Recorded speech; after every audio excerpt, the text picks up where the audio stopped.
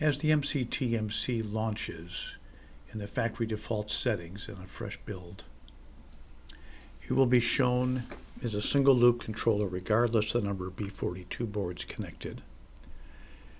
I have on my screen here that I'm doing this on a PC, I have a mouse that I'm moving that simulates the touch characteristics. So I'm going to call up in the left hand corner here the navigation pane. I select it. The drop down menu, which is the factory default, comes in. I'm selecting device, then settings. Back to the navigation pane, selecting offline, confirming yes, I want to go offline. Back to the navigation pane, and I'm going to go down to System, Configuration. So here I want to, with the USB connected with the previous unit's configuration, select the Load Configuration button. And I'd be selecting from the list, if there's more than one on the list, otherwise there could be just the one MCT-MC configuration file. And the names always are going to begin with MC10 for the MCT-MC, then a user entered description, always appended by the system with the date and time to the second. I'm going to select this file right here. You can see the file name is shown below here. I'm going to select Open button, and then I'm going to select Import.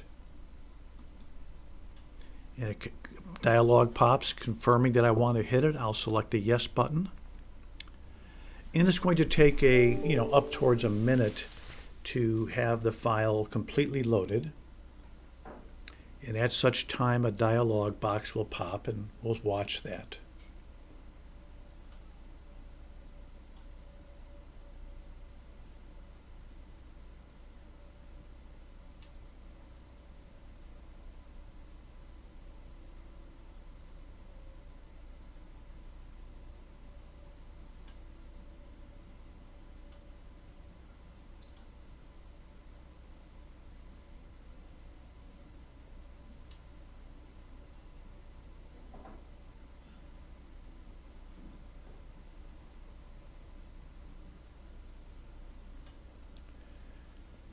All values are being imported from previous set points to proportional bands, alarm set points, degrees FC, every configuration in the system.